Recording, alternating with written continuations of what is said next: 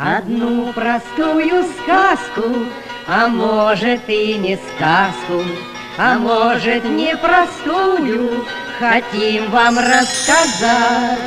Ее мы помним с детства, а может и не с детства, а может и не помним, но будем вспоминать. Начинайте!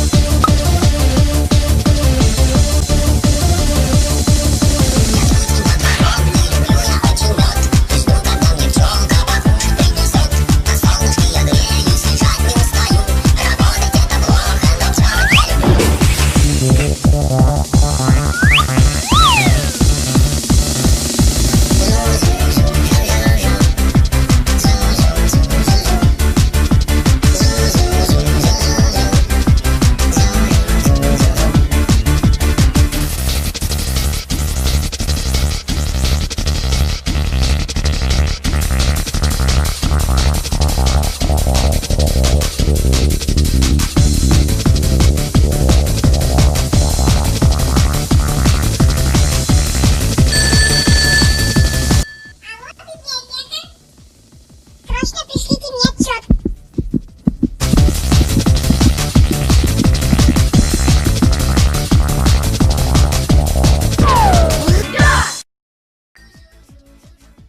Пчелка жу-жу-жу, я пчелка жу-жу-жу, пчелка жу-жу-жу.